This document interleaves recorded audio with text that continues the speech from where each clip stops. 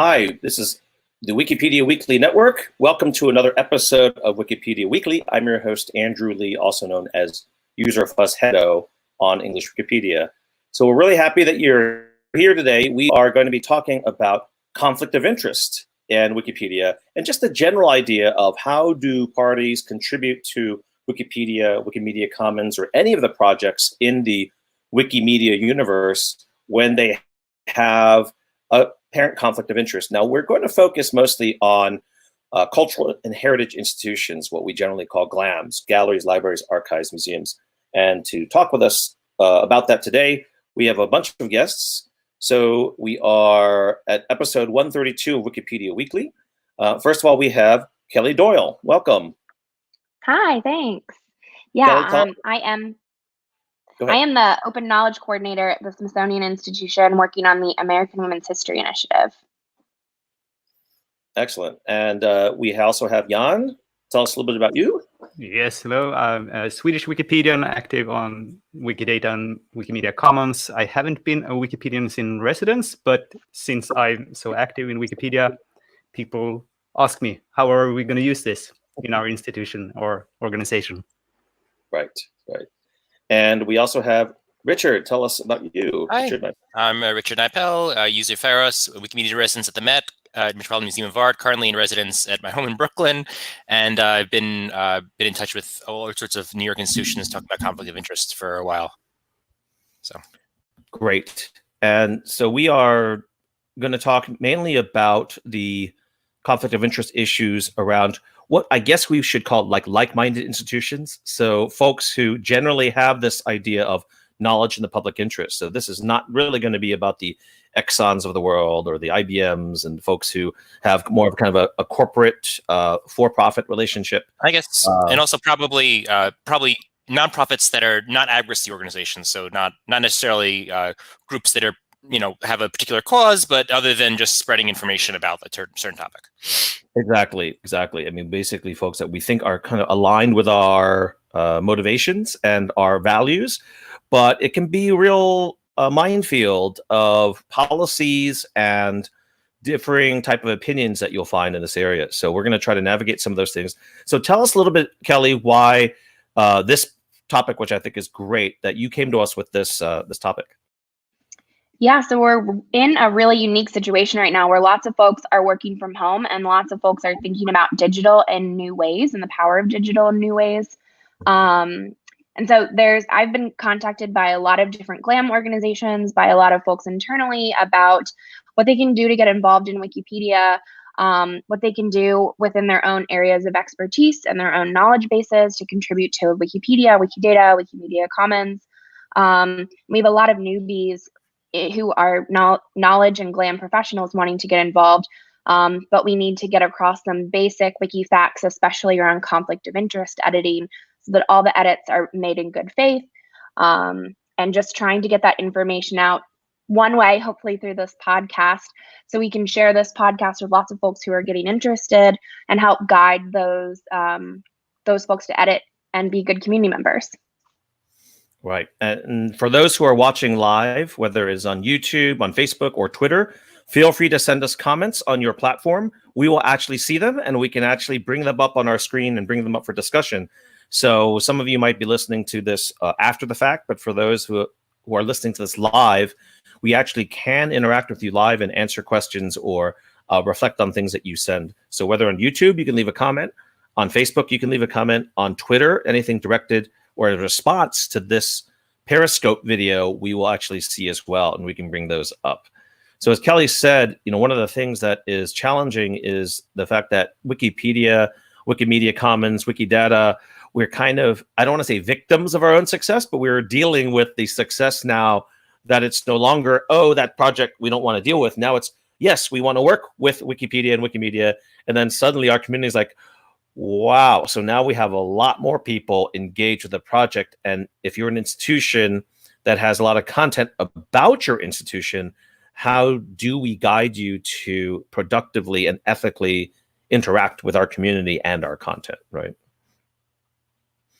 Yeah, so it's tough. And the problem is that we don't exactly have one set of advice for every person universally. it can be a little bit tough to give that one blanket advice to everyone. So I thought what we could do is just talk about some of these issues and the overall strategy. And I think we can give you some pretty good basic advice for it. And then we can talk about specific examples of that over time. So the first most important thing is that we actually do have this immediate question of what does it mean to make an account on the Wikimedia systems, right? So Richard, you want to talk a little bit about this this not so simple classification of when you make an account, what should you name it? Is it an institution? Is it a person? What's that thicket? So Wikipedia, which is the original Wikimedia project, and so perhaps in some ways the most grassroots one, has a sort of amateur tradition in the best sense that we represent enlightened individuals who wish to contribute to world knowledge. So every account on Wikipedia should be tied to a particular person, and not it shouldn't be say working at Coca-Cola or working at this or the Coca-Cola account or the museum account for this institution. It should be tied to an individual, especially because on Wikipedia primarily you're having discussions, you're talking like a human, so they want to know which human they're talking to. In a few cases, people have made usernames that are, John Smith at the Smithsonian, but that's not, I wouldn't generally advise that. Generally, but it is good to have an account with that applies to one person and that says on your user page where your work, and if you're doing conflict of interest related work related to that. Other projects, for example, Wikimedia Commons, where people upload a lot of images from their institution. So you might want to, a lot of institutions have uploaded all the images that are public domain in their artworks and their collections. A lot of people on Wikidata have uploaded a lot of their works in their collections and their databases. Those are more institutionally oriented because obviously, it's not necessarily that all these photos are coming from me personally, they're coming from the place I work. They're owned by the place I work. So especially for the edits that are adding a photo or adding a data item, it's often good to have an institutional record there. So those are acceptable and encouraged for Wikimedia Commons for images and Wikimedia and Wikidata for databases there. Although for Wikipedia, very much the rule is that you should not have an institutional account. If you have an institutional account saying that this is the Smithsonian Wikipedia account, that will be blocked without prejudice, and you'll be encouraged to make another one. So please mention your institutional affiliation on your user page, but do not make that your username. Right. Jan, what is it like when you're dealing with the communities that you've worked with in terms of individual versus institutions? Yes, so that it's very different, as Richards are saying, depending on which project you're on. So in Swedish Wikipedia, we have the official policy that you should not have a brand or a company or institution name in your account, but it has very much been the practice that you have that it like in parentheses after your actual, if you read editing with your real name, and you can have your Swedish National Heritage Board or something like that, but in the abbreviation. So it's very clear who's editing for what. And that has been accepted from the GLAM institutions on Swedish Wikipedia. And that's kind of, if you look at any of the users from the Wikimedia Foundation, that's also their practice in general, right? They'll put a parenthesis WMF afterwards. Right? And the chapters do it as well. But as Richard said, we have this odd tradition in English Wikipedia of some of those things being just absolutely frowned upon. So for folks who are new to this, we have a certain set of practices for English Wikipedia, which is by far the most, the largest, which is probably the most familiar.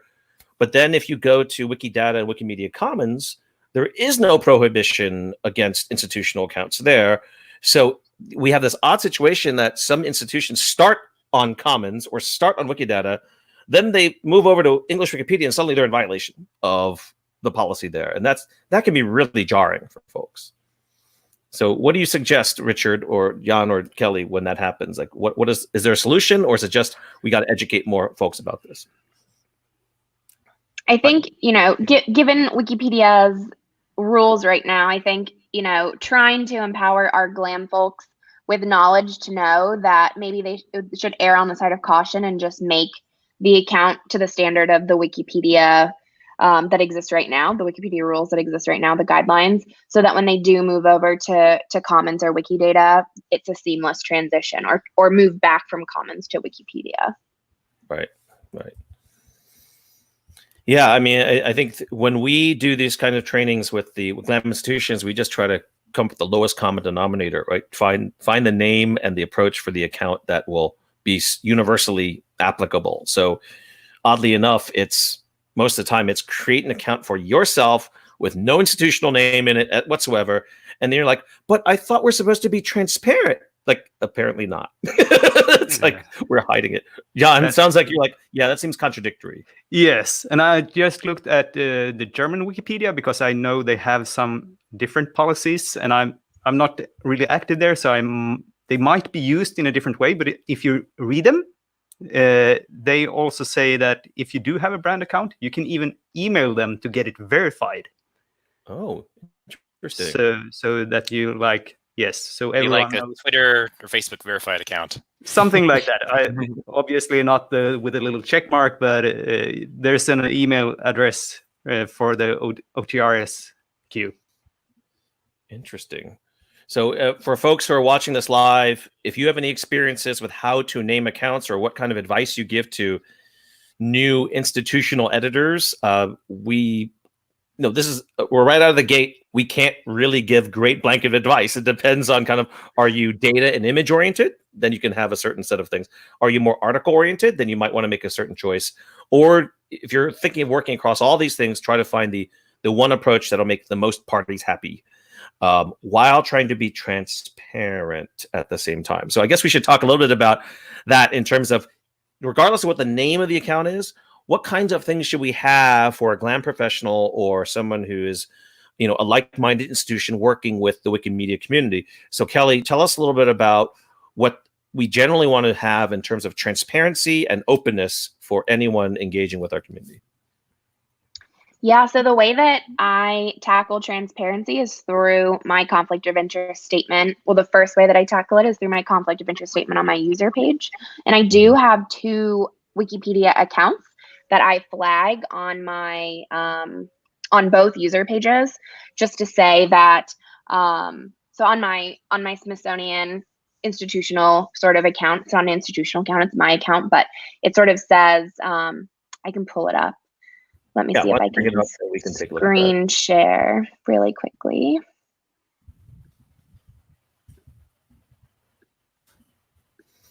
Okay.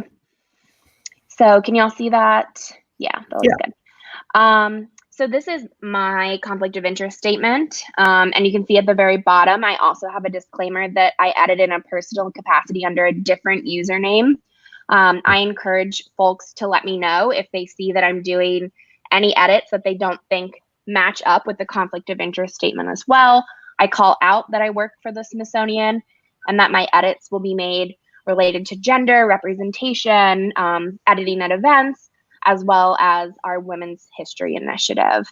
I encourage editors to contact me on my user page, and I'm always happy to chat with anyone who thinks that I might be in violation or who just wants to chat about conflict of interest. I also call out some of the things I'm involved with, like Wiki Conference North America and Wikimedia District of Columbia. And this I kind of took in part from Dominic, who's at DPLA now. He has a good conflict of interest statement as well. And I think it's just a good practice to have something like this on the account in which I edit for the Smithsonian, so that everyone is clear about what's going on. And as you can see, my username doesn't say anything about the Smithsonian or anything like that. It's when you toggle to my user page that you can sort of see this declaration. Neat. And yes, you mentioned Dominic. Ferd McDevitt was one of the first Wikimedians in residence in the US. And so he kind of led the way a lot in creating a template that a lot of professionals have followed over the years. And he definitely errs on the side of much disclosure. You can always contact me if there's anything that you see that I'm doing that you see is problematic. Talk to me, and I'm more than happy to engage in dialogue. So Jan, what kind of experience have you had in seeing other types of COI declarations? Are they like that, or do some professionals in this field do something slightly different than that? No, I think they do mostly similar. Like the most of the institutions that Wikimedia Sweden have been working with have been advised to look at what you're doing at English Wikipedia, and because you were early out and also possibly the best adapters of the new conflict of interest policies from or on the English Wikipedia, but also in terms of use that we're going to enter into soon, I guess, in the discussion. Right. So it's all variations of the same thing, more or less. I could possibly screen share something as well to see, show you one example here. Let me go with this. No, I just want to tab this tab.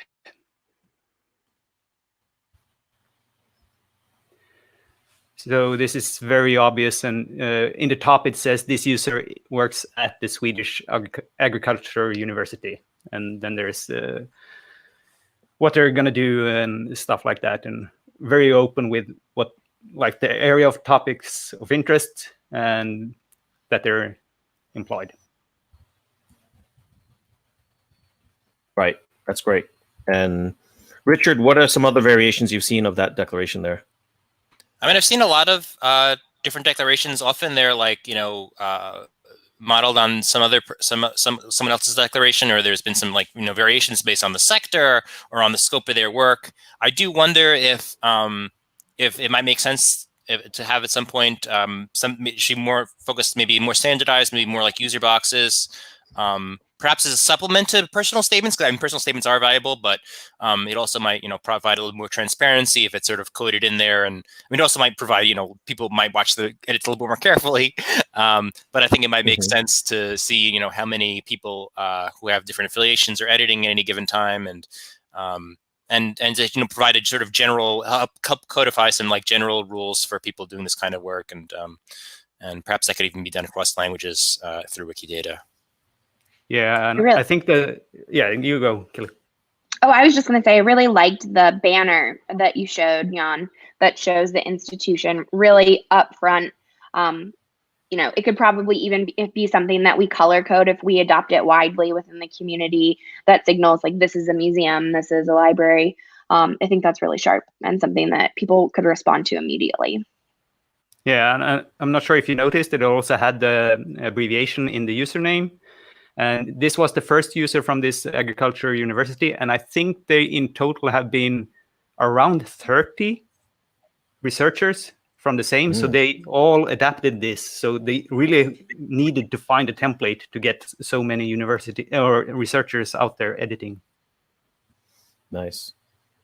Yeah, I mean, we had talked about this a number of times over the years. It's hard to get all the momentum in the same place, but maybe having a more standardized way, as Richard said, of declaring these things, whether it's color coding or categories. Another thing might be if you have certain practices, we could categorize, then you can kind of say, I adhere to principles 1, 3, and 5, or, because you have some that say, I will never directly edit an article related to my institution, whereas some other folks like me, I will, but under certain circumstances. So it's kind of interesting to see folks who have, a very hard line or have a more malleable way of dealing with these things. Right? Interesting. So the COI policies differ slightly. I don't want to say slightly, but significantly. But in general, the idea is the same for most of these COI pages. So this is just, taking a look at the English language one. And these do change over the years. I think I'm not that happy with how it reads now, but it used to have a much better introduction. And I'll just get on my soapbox. I liked it when it was like a one-liner. And it had a kind of a term, a basic prime directive, if you want to say that, and you can kind of interpret it. Now it's very specific, which I don't even think is accurate. So this is what you see in English, saying it involves contributing to Wikipedia about yourself, family, friends, clients, employees, or financial and other relationships. Any external relationship can trigger a conflict of interest. And this is kind of like a finger-wagging, scary way of putting conflict of interest. I liked it much better. For years, it used to say, if the aims of your editing, are more important than the aims of Wikipedia, you're in a conflict of interest. And I like that so much better because it's basically like, this is the 10,000-foot view of what COI is. And you can kind of, get into the details later. But the overall thing is, if the aims of furthering your cause or your institution exceed the values or the aims of Wikipedia, you're in conflict of interest. And I like that. It's just a very simple formula. This is like, oh my God, I know that person, I can't edit. It's like, no, that's not true. So I don't know what you folks think about what you see here or how you explain this. Kelly, since you probably have the most recent interest, or not interest, recent experience in trying to explain to staff of the Smithsonian and other folks about COI, tell us a little bit about that experience of, is it been easy, hard, is it useful? This page, I really caution to send to folks. Obviously, I do send to folks when they email me. I think that this lead paragraph is very scary. And I don't know if it necessarily encourages folks to keep reading, to say, well, what are the ways I can get involved if my primary goal is for folks to know more about my museum and the collections held at it? I feel like this is something that might turn some of our experts and people with lots of expertise away. Right. Conflict of interest is fluid. It's a gray area in a lot of instances, especially for our GLAM folks. I would love to see this lead link directly to, if you really, or if you're interested in editing about your collections or your museum or XYZ, some type of phrase there, click here. And that there's, it takes you to the bottom of the page where it talks about utilizing talk pages. It talks about what you can edit if you work for an institution. Like if you work at a museum, you can edit about the collections in your area of expertise, but you can't edit about your own publications about that area of expertise, for example. This makes it really unapproachable, I think. So it takes a lot of nuance, I feel like, from a Wiki insider like one of us to dial this down.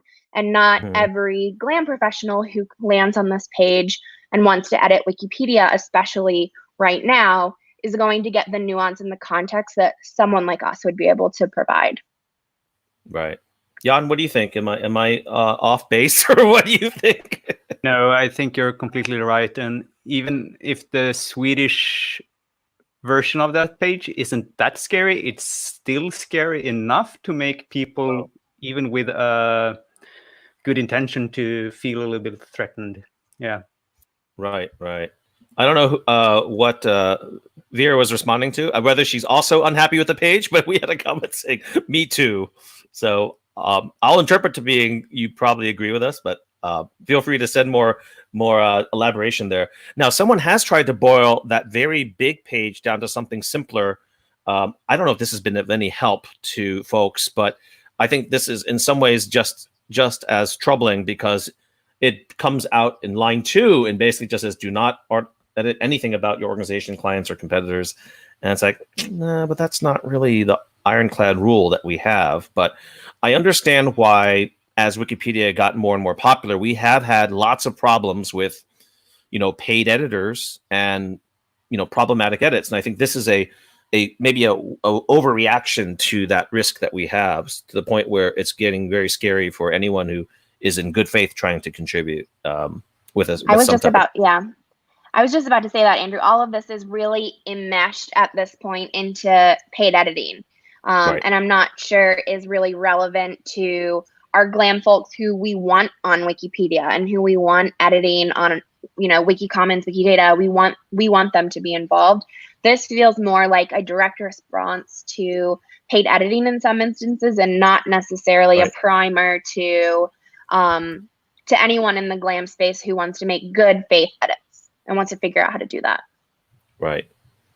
So Lucy Fiarte commented in support of your short code, Andrew, has been clarified in the comments. So that's good to know. But I think something that people could potentially work on is the conflict of interest policy. The basic one does have a nutshell. It's not a particularly helpful nutshell. If people are familiar with it, there's a little template on English Wikipedia, I think perhaps on other projects too, that says this guideline in a nutshell, and they try to provide a one-sentence summary of it.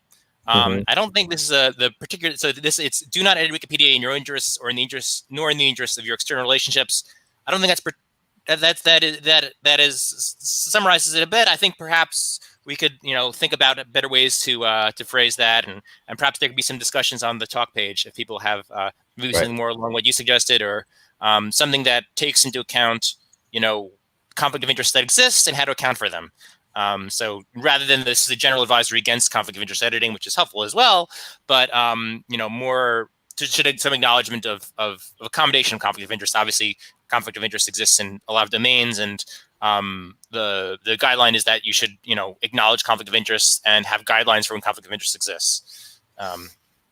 Yeah, that's a good point, Richard. Thank you for pointing that out, because I forgot to look at the nutshell quote there, and I was hoping that it would be more like the quote that we used to be there, but this is still like a very bright line, right? And I think that's something that I worked on this area with more in the area of corporate folks or for-profit editors, and saying, no, we need this bright line. But as Kelly said, when we're talking to folks who are like-minded, we should probably take a slightly different stance here. And I wish it was basically saying that whole part of, if you exceed our, the boundary, then you're entering into a COI. Otherwise, you can have some kind of coexistence at some point. And maybe the solution is a COI page that is specifically tailored to GLAM folks. So when this question is asked, we've created this page, because I'm reading this from a museum perspective. Do not edit in your own interest and the interests of your external relationships. If I've just told a curator at a museum that they can't edit about their museum or the director, but they can edit about the collections held at their museum, this reads like that I just gave them misinformation, that I was leading them down the wrong path. And if I didn't know anything about Wikipedia, I would say, this is so complicated. I don't want to do anything that's going to get me or my institution into Wikipedia trouble. Forget it. Right. Yeah, I mean, the general advice, if we were to be super conservative, would be in line with what this page says. So I guess in our notes that we were compiling before this podcast, I do basically say, or we have said, always declare, right? Always be transparent. That's non-negotiable. That is just good practice. And then the other one is always err on the side of over-communicating, right? The worst thing you could do is try to do things in darkness. And if someone says, hey, I see you've been editing this article, what are you doing there? Is to be silent. Like that's probably one of the worst things you could do. Or if you're planning to do some changes, make sure you communicate that beforehand and not just edit something and leave no edit summary, right? And then the other thing is always err on the side of not changing anything. So that would be in line with what we're seeing here on the policy page. But I don't think that should be the end of the story. I think, Kelly working as a Wikimedia in residence, and Richard and I working at GLAM institutions, and Jan working with all the folks, that there is a fruitful, productive relationship that can be had. And I think, Kelly, it's a great idea. I'm not sure why we've never done that before. Why don't we have a specific COI guide for GLAM professionals or like-minded institutions? We just made some great work for ourselves. But I will say, the guidelines that you just outlined, if we were to tell someone those in a nutshell, the reasons for all of that transparency and erring on the side of caution is so that you can remain, having good faith for whoever comes along and sees the edits that you've made. They may come across your user page and see that you've declared that you're coming from an institution, you're just trying to get the edits made. And more likely than not, they're going to help you, not hurt you, see that you're a newer user trying to do the right thing. So erring on the side of caution is ultimately for your own benefit. Right. And I think it definitely is useful to at least point to the fact that for the longest time, the COI guidelines were kind of like, you should do this, and you might get blocked on a particular wiki. But then a few years ago, the Wikimedia Foundation did create what we call terms of use, right? So this actually gives the foundation the kind of force of a legal type of remedy for this type of thing. So there actually is a terms of use now that basically says, you have the responsibility for your edits, and then to basically abide by what the foundation has laid out here. And this was missing for for the majority of Wikipedia's history. But Richard, you want to tell a little bit about what the implications are of this terms of use, or what it was a reaction to? I'm not sure. You might have better memory on the history of this than I do. But it's certainly something that's come up, and it's always significant when the legal department becomes involved. I can say that, and perhaps you could remember that history better, or someone else can. Yeah, I think it's just basically, even Wikipedia editions were having a tough time with users and having any kind of force beyond just banning them, but then those users might come back in a different form or make 100 accounts and come back in 100 different ways. So at least this gave the foundation some weapons to say, we are going to use the law and the courts to stop your activities. Right? Yeah, so you should be aware of this. This is more useful in terms of, not useful, but relevant to PR firms and folks who might have a more adversarial type of relationship there. Any other things to add in this area of COI policy terms of use that kind of sets the table for other things we're going to talk about? Yes, possibly. So one of the things that the terms of use states that you cannot do in any way, so it says like this: paid contributions without disclosure is what you cannot do. And of course, if you're an employee at a GLAM institution, you are in a way paid to do your work, of course. So this led to a lot of questions. How will this new terms of use affect people in GLAM institutions? And there was so many questions. It turned out they needed to write frequently asked questions as like a supplement to the actual terms of use, so it would be easier to point people to what can we do. Right. Yeah, and this gets a little bit complex, but it does go deeper into some of the issues we just talked about. Right? Should I disclose paid contributions on my user page, edit summary, talk page? Just kind of how do you be transparent? So this one is interesting. How does this provision affect teachers, professors, employees of GLAMs? And these requirements shouldn't keep teachers, professors, or people working at galleries, libraries, archives from making contributions in good faith. This is actually much nicer than the COI declaration or the COI page we had before. Yeah. I can see GLAM professionals saying, but wait, the foundation said it shouldn't affect it. So, I don't know. It's another example of conflicting information when it comes to this issue, right? Conflicting interpretations. Right. So, and then how do these GLAM professionals even find this page, right? It's not the most obvious thing. It's impossible. No one's going to find this.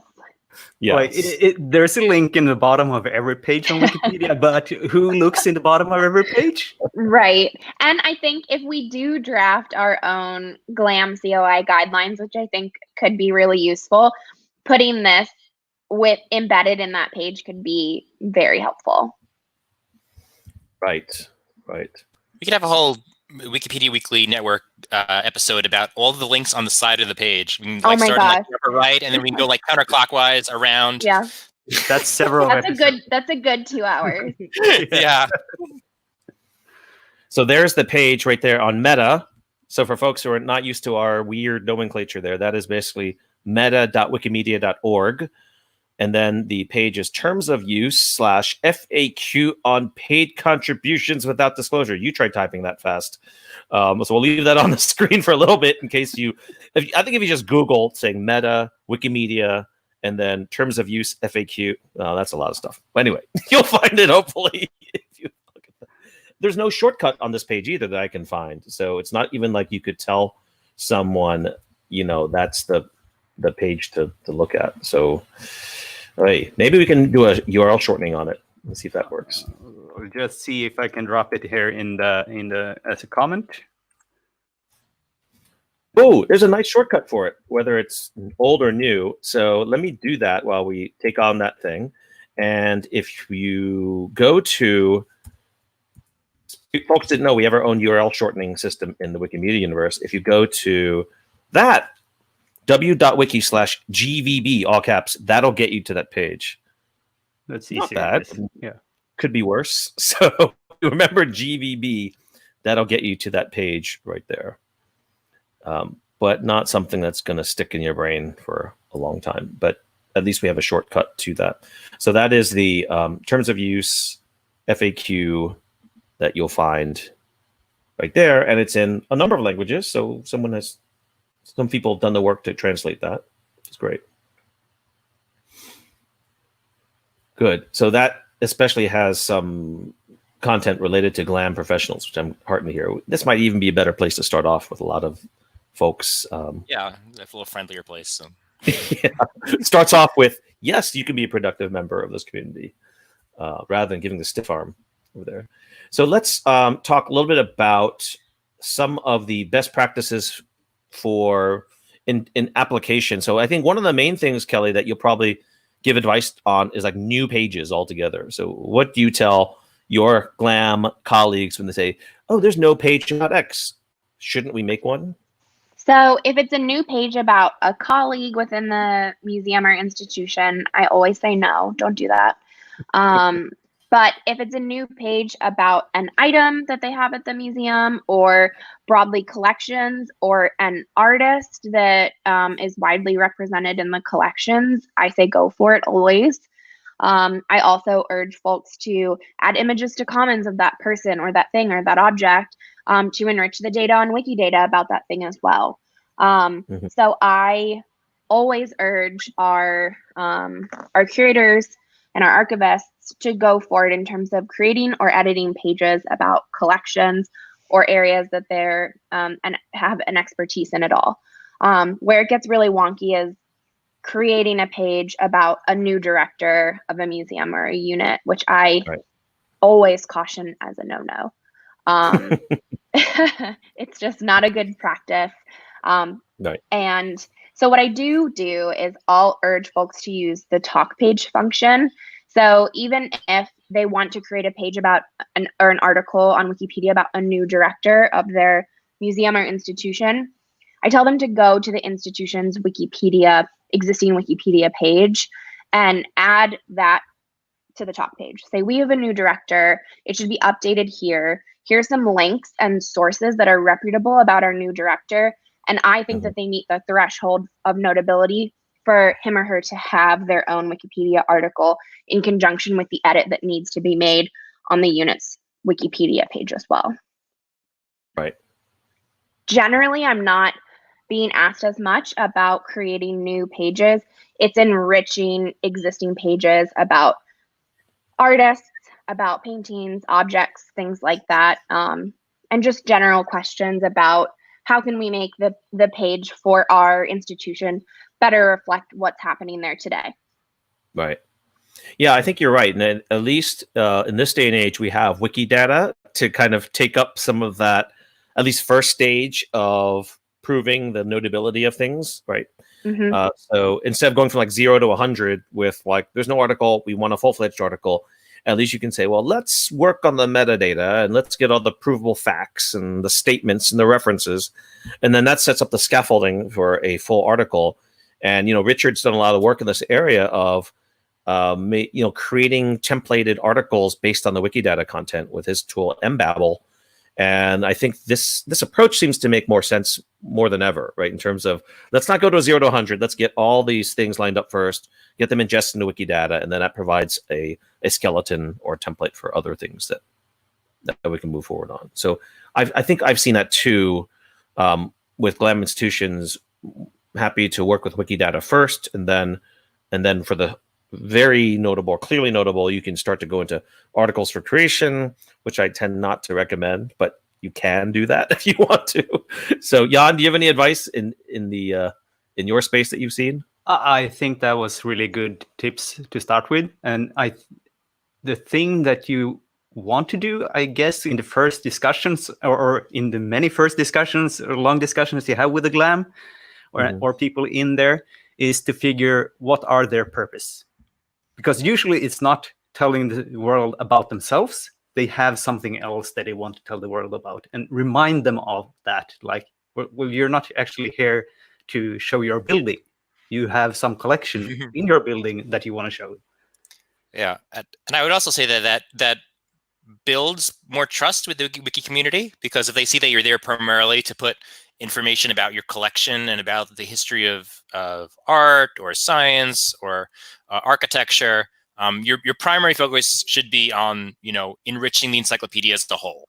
And if you occasionally, have some stuff, you want to update stuff about your institution, okay, do that maybe through talk page, but it shouldn't be the bulk of what you're doing.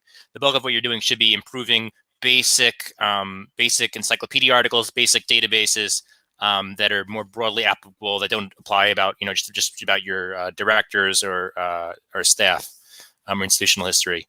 So yeah, try to, and it also makes it more, your content is more widely readable. It's more linked to from other pages when it's, when it's part of the broader weeping weft of history. That's an excellent point. I really like how you put that. And I think Wikidata is also really helpful in talking to GLAMs about this too, because you can say, you can add a qualifier for the person or the thing that you predominantly have at your institution or your museum, to say collections held at, which really helps folks to be able to find where the collections about whomever or whatever is held at. And I think that is really powerful. It increases searchability for where the collections are about that thing in any language. And I think GLAM folks generally really respond to that.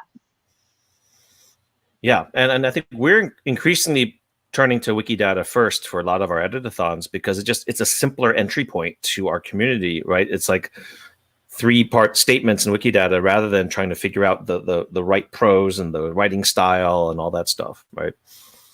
Yeah, and when you do work with the Wikimedia Commons and upload images and media files of other kinds, that's also very valuable and shows a lot of good faith with Wikimedians, but that's usually not a task for every single person within the institution, because usually you do a bulk upload and you upload tens or hundreds of thousands of images at the same time. So that's another type of effort. Right, exactly. Great. So I think that's a real good talking point about, Wikidata. Now we have to take in the basic information and get the momentum if you really want to go with the full article. We mentioned it just very briefly, but another question you might have is like, so how do if I'm convinced this is an article that needs to be created, should it be done just by creating it, or should you go through a process like articles for creation, which is the recommended thing in English Wikipedia, but we know is fraught with a long delay or a long backlog? Richard, what do you tell folks when they have articles for creation as a question mark as to whether I mean, it depends on the topic. If it's not a commercially topic, if it's a broadly encyclopedia-y, nonprofit-y topic, then I generally, especially if it's in an editathon context, I suggest that they started on, like they say, their user sandbox, and then a couple of us, maybe a little bit more experienced editors can look at it and help publish it, rather than go through the rather extended articles for creation process, which is, it's useful in some capacities, but it takes a long time and it doesn't provide a lot of like back and forth. So you can you'll get a response in a couple of weeks, and then you're like, well, how do I respond to this? And am I going to get the right answer to that? So rather than having about 5 or 6 different responses, which we can have if we have editathons in rooms, back when we could have editathons in rooms, hopefully we'll have that again. But yeah, I do. I think it's often better to have more of a dialogue. If you can have a dialogue, you can see what did people really want to communicate. Because sometimes their idea of what they want to start a Wikipedia article about is very COI. It's very conflict of interest-y. It's not as Wikipedia friendly, and perhaps they don't even realize that. And perhaps they don't even realize that a topic that is more Wikipedia friendly would actually be better for their institution's goals. So if you can help talk them through that, that's often helpful. Yeah, that's going to be very interesting to see how we can do that in a remote editathon. Because when you're doing it in one place, it's quite easy to have this intimate conversation and explain that. Can you actually succeed with doing that when we're online? Right. Right, exactly. So let's talk about the some other issues here. One is, where can we find some resources around this? So there was one resource that was created for this group called the Corporate Representatives for Ethical Wikipedia Engagement. It's a long acronym for CREW, CREWE. And a while back, one of the folks who helped start that was Phil Gomes of Edelman, which is one of the largest PR and corporate communications firms in the world, helped create kind of a flow chart to more ethically engage with Wikipedia. And he kind of started from a good place in that he was one of the folks in the, corporate communications world that basically said, we need to not have our clients or these for-profit firms run all over Wikipedia and try to influence articles in ways that go against Wikipedia's principles. So if you go to the only real presence they have is a Facebook group, but one of the cool things that they created is something called a crew flowchart. So hopefully I can bring that up here and just show you some of the things that are interesting from that flowchart, which may or may not be useful for GLAM professionals, but I still think it's worth seeing because it shows the thought process for some of this. So hopefully we can take a look on there and not squash Kelly's face with that banner. So this is the Wikipedia engagement flowchart, and this is a PDF file that's on Wikimedia Commons.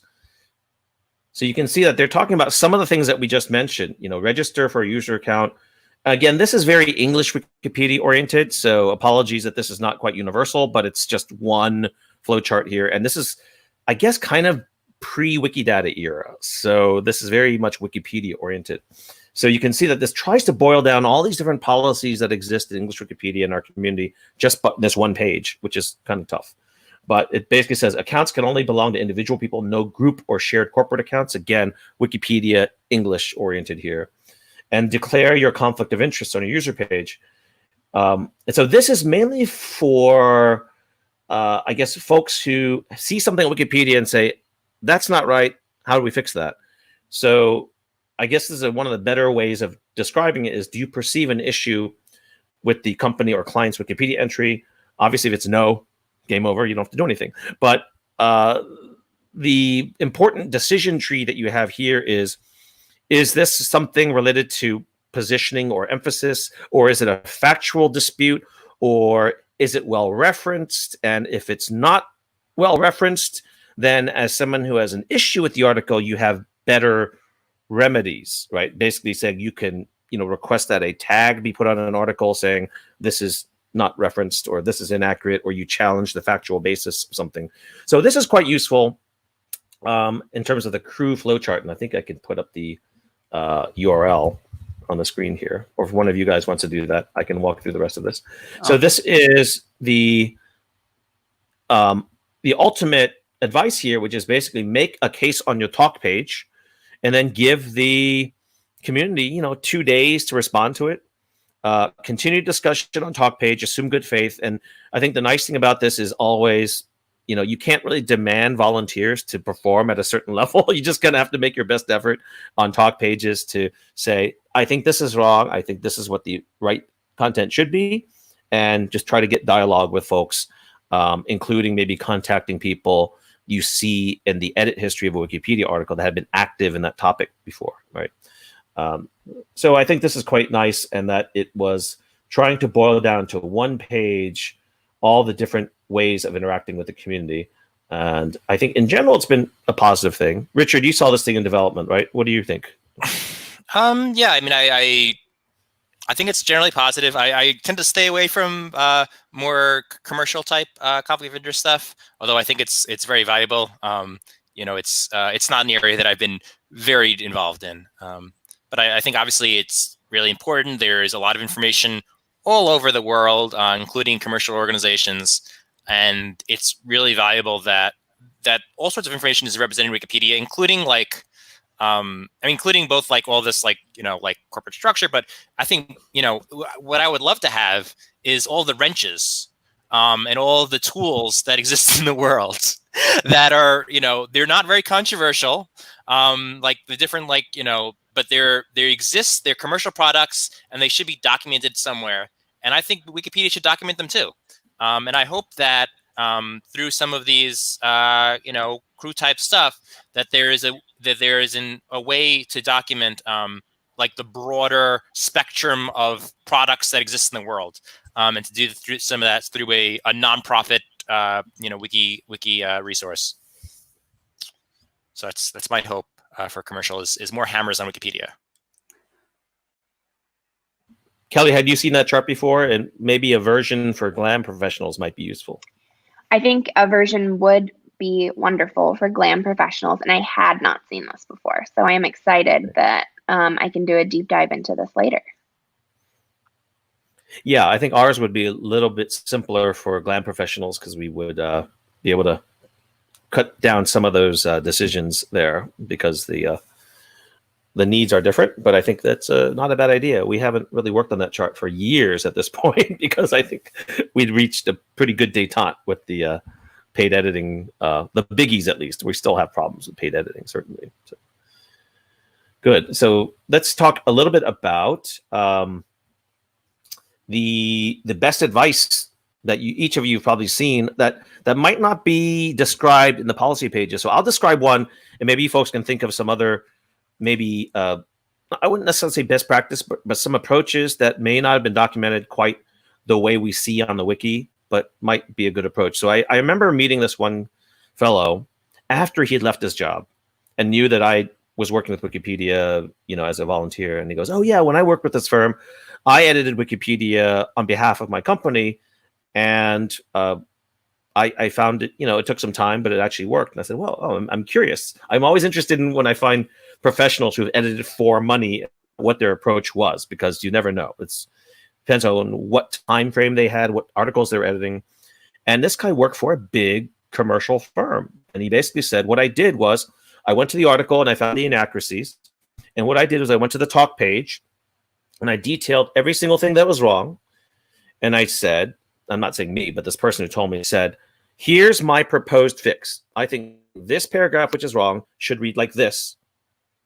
And this is wrong and should read like this. And if I don't hear back in 7 days, I'm going to make the edit myself." And I think that was quite an interesting thing, saying this is fair notice. I'm being transparent. I'm being open. I'm telling everyone on this talk page, here's my references, here's my edit, everything. And if I don't hear back, I'll assume no one has a problem with it, and I'm going to make the edit. And I've been above board and open with this. And it worked for this guy. And he said, a week or two after he made the edit, someone left a message saying, "Thanks for that edit," from our community. So that was an interesting thing where I'd never seen that documented in that particular way, but that method worked for that person. So that could be a possible path for folks at GLAM institutions, especially since folks from GLAM institutions have a better assumption of faith than your average, big oil company employee or something like that.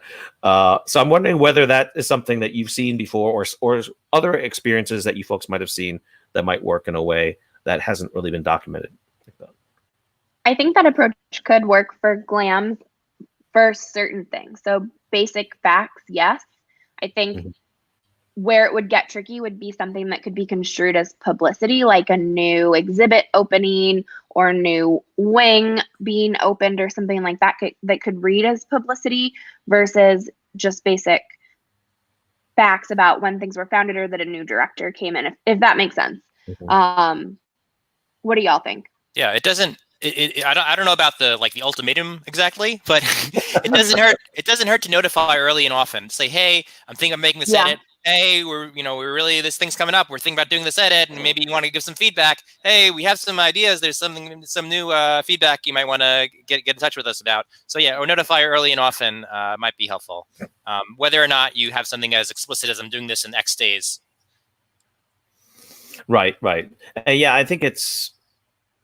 I think if done the right way, it's like an acknowledgement of the user saying, "I know that not everyone is going to be completely. This is not a very busy topic.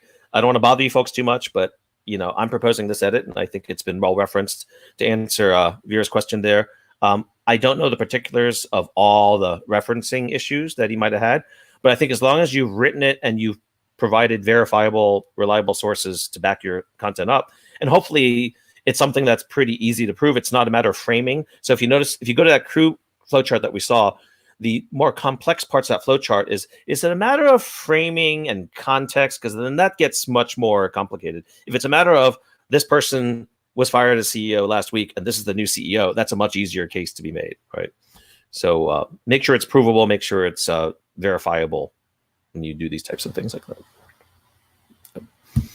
But yeah, and be interested in the other approaches, but I think that kind of fair notice way is a way to try to pitch in as a volunteer, but also adhere by the transparency, respecting the community norms approach. Okay, good. So if you have any other ideas or experiences, or if anyone's listening out there in the comments there, feel free to let us know of any other types of engagement. You know, that's the toughest part, Kelly, is that it's really hard to give like one general piece of advice. As you said, are you editing about people? Are you editing about artworks? Are you editing about institution? Are you editing about an obscure person that very few people have heard of before? And Wikipedia would be more than happy to get an article about that artist. Right. It's not going to push back that much, right? I mean, as a Wikimedia in residence, I tend to, like I said, encourage writ large editing about the collections, about artists that you know about or that have pieces in your museum. And I almost always discourage editing the article about your museum or director. And I probably still wouldn't encourage folks under the model that you suggested, Andrew, of saying on the talk page, I'm going to make this edit in 7 days. Right. Just because I don't know if that would go a long way in the community long term. Right. Like if everyone at the Smithsonian started doing that, I don't think that would, I think that eventually would be a problem. Yeah, exactly. Yeah, I agree with you. And I wouldn't do it either. And building on what I said before about talking about the purpose, that you could also have like a mindset of, who am I talking to? Am I talking to communications persons, or do I actually talk to the topic experts? Because if you get a topic expert to, hey, we want to know about your subject, they can get really excited and enthusiastic and like, oh, you want to know about this? All right, I have some knowledge to share. No one's asked me about that in 12 years. Exactly. Another thing I will say, it's not necessarily COI, but it is just being a community member. When I do talk to experts who look at a page and say, this really isn't right, even if it's, you know, a 3,000 word page with tons of references, I tell them not to go in and just like hack it. Just coming from a place of being a good community member, make some few small fundamental changes first, outline from you where you're sitting in your area of expertise, why this page is just fundamentally framed wrong, propose what you would want to do to overhaul it, and wait a bit. And again, that's not specifically COI, but it is advice that I give to folks who are saying, you know, that's generally when people will come to me, not right now when everyone's, you know, working from home, but generally an expert will come to me and say, this page is totally wrong. I'm going to go ahead and change it and hack it. Advising them about being a good community member is a huge part of this. And I think that's something important to remember as well. So let's get to the final topic here, which is a little bit similar to what we talked about, but in a different direction. And this is the whole question of how can work from home GLAM users help Wikimedia content? We are unfortunately seeing, you know, even some of the best museums in the world with lots of resources having to either furlough employees or tell their employees, you know, work half time and try to find something else online. And we've had a certain number of folks say, well, Wikipedia seems to be perfectly in line with what I can do to help with my knowledge about artworks or heritage or my museum. So this COI issue does suddenly become very relevant for maybe hundreds and thousands of professionals in the GLAM world who want to now pitch in. So Kelly, you had brought this up as a really interesting topic here. You want to describe more about what we might be able to do, or what were you thinking of in terms of how to give advice to these GLAM professionals who might want to volunteer now that we're locked in? Yeah, so hopefully we can get some of those GLAM guidelines off the ground. But I would say if you're a GLAM volunteer watching this and you're thinking of finding ways to get involved, I would be really narrow in what you're focusing on at first. Think of it in terms of like little micro batch tasks, and maybe start with Wikidata, even adding some of what we talked about before about where collections are held, or if you know a lot about a certain subset of artists or type of art, go into the Wikidata for those Wikidata items for those things and see if the properties match. If there's tons of stuff missing, how you can add it. And there's really, really, really great Wikidata tutorials, basic 101 kind of sessions on Wikidata. I know that you've done some, Andrew, and they're really, really well done. So I would go ahead and look on YouTube. There's also great PowerPoint presentations on Wikimedia Commons for basically any task you could think of within the Wikimedia space. And you could turn to those as sort of a primer, not just for how do I edit Wikipedia, but how do I do X in Wikidata? How do I add images to Wikimedia Commons? There's tons of those, not only presentations on Wikipedia, but the PowerPoints behind them on Wikimedia Commons. So I would urge you to hone in on one thing that you're really interested in the wiki space and do some preliminary research on YouTube and on Commons for the presentations on how to do them, and just get started. Make your account if you don't have one, and do a conflict of interest statement, kind of just a sentence if that makes sense for you. But go ahead and get started.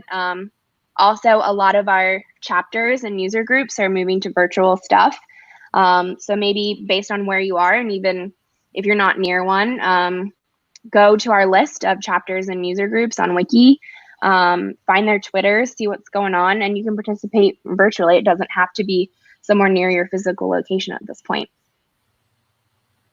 Yeah, good point. Jan, any advice for work from home folks? Yeah, so I think that what Kelly said was really good, because all of the chapters are right now scurrying to get some things online, because they had all these things planned they wanted to do. And most often that was like in a physical meeting. And now they're trying to get online. So there will be plenty of material. So try to navigate and see what's out there and what you can actually get hold of. And I think also now, if you're working from home and have perhaps some more time, like, do read the someone posted a link here, tips from the Outreach Wiki, where there's a lot of resources, and there are lots of lessons learned from previous things, because we have been doing Wikimedians in residence for 10 more years, 12, 13. When was Liam at the British Museum? That was 2008, 2010. 7? 10. Yeah. So it's 10 years now. Yeah. So there's a lot of things to read up on if you want to see what people have done before. Right. Perhaps take and that relates to a question that was brought up earlier, but we didn't get to put up until now.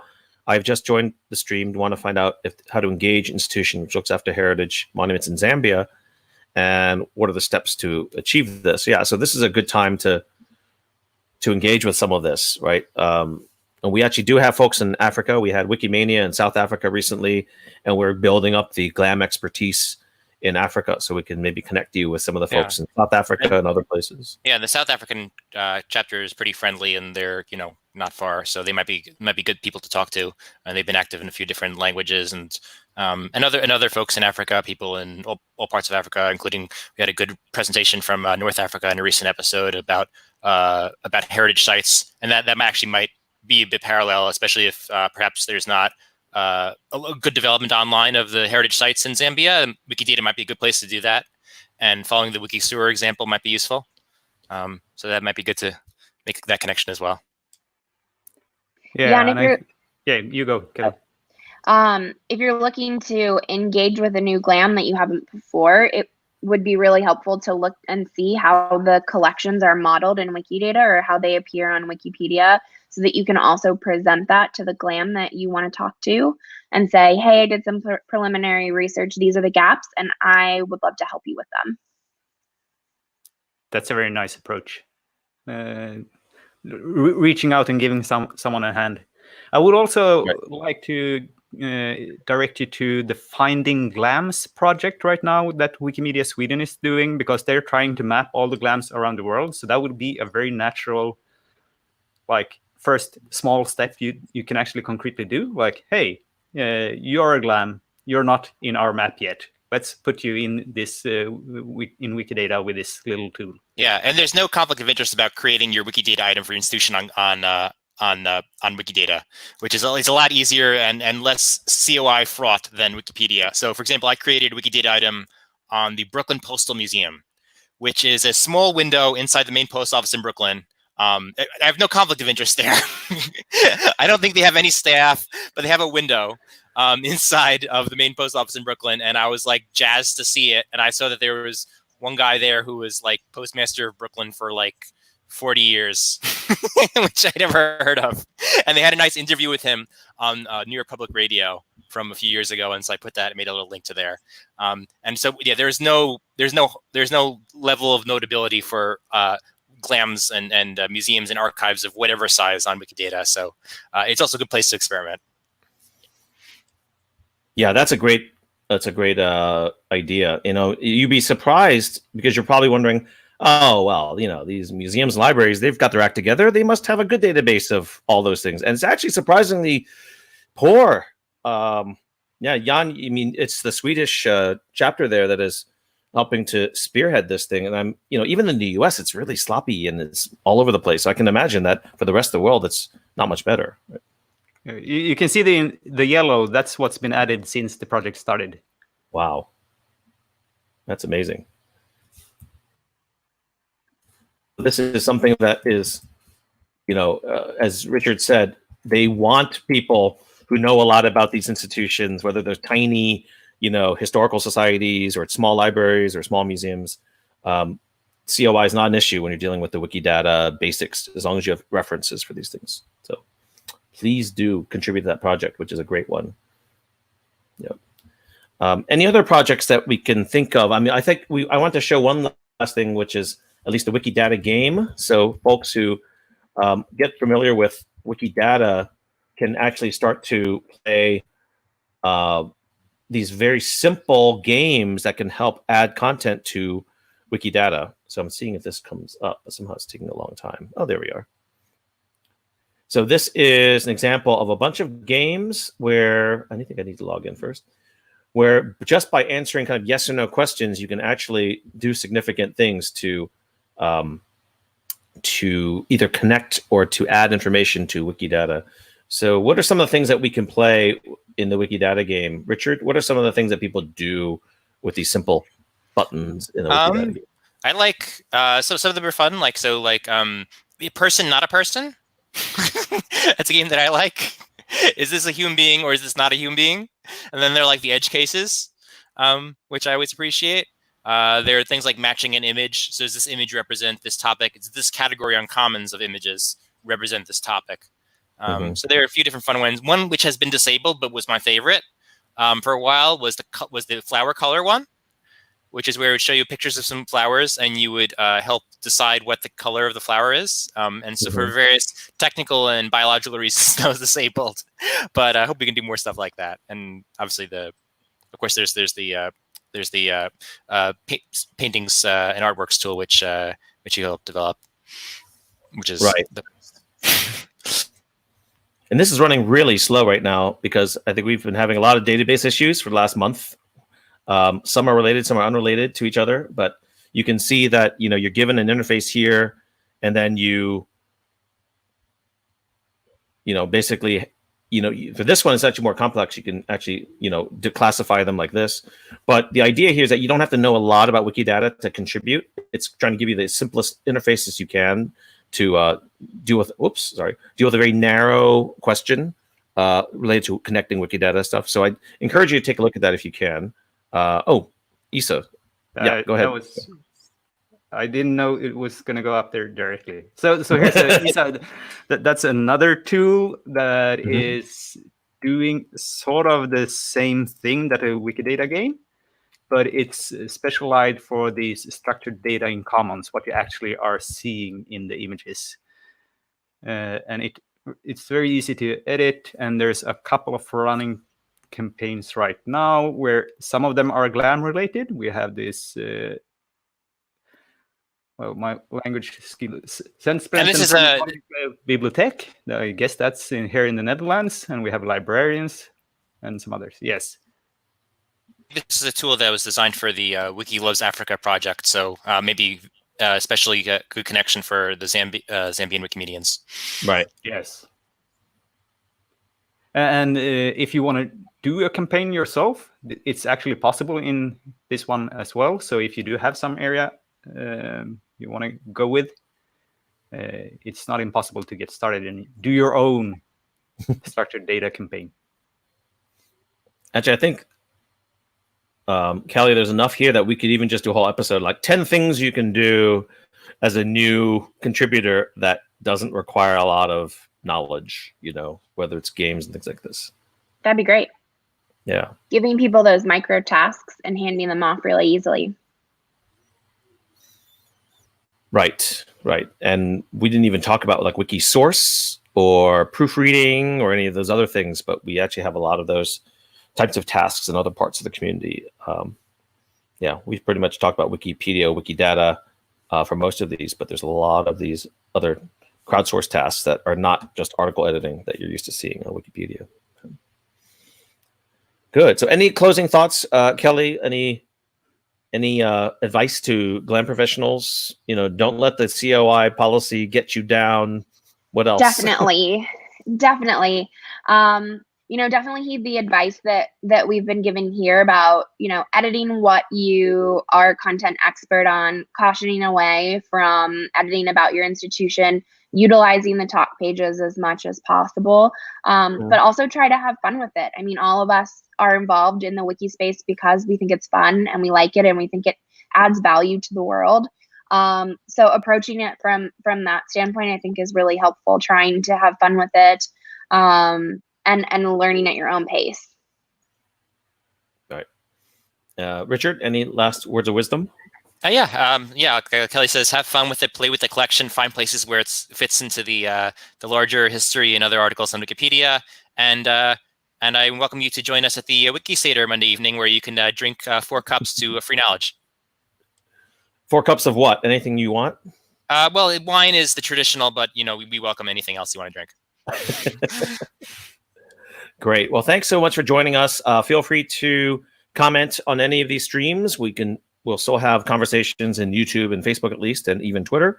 And this has been the Wikipedia Weekly Network. We have a lot of different programming. We have Seders, we have demos, we have Wikidata editing. Jan, you're going to be doing Wikidata editing soon? Tomorrow evening, or evening in Central European time. Yes, so it's going to be 5 o'clock UTC. Right. And, we have a bunch of different activities under this Wikipedia Weekly Network umbrella. And we're just really happy to have some way to help connect folks during this COVID-19 crisis, where most of us are kind of not at liberty to move anywhere. So any way that we can do training or activities that connect people around the world, we are more than happy to do that. So we have the Facebook group, if you're into Facebook. We have the Twitter feed. We have the YouTube channel. Feel free to leave us comments or questions there. If you are, comfortable with editing Wikipedia or Wiki, you can also go onto the meta page, Wikipedia Weekly Network, and leave a note there for any programming ideas or any kinds of guest ideas that you have there.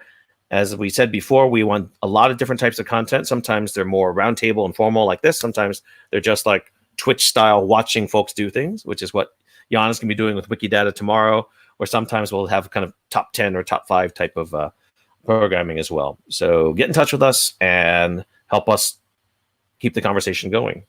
So with that, I will say goodbye and play us out with our groovy outro. Thanks for joining us.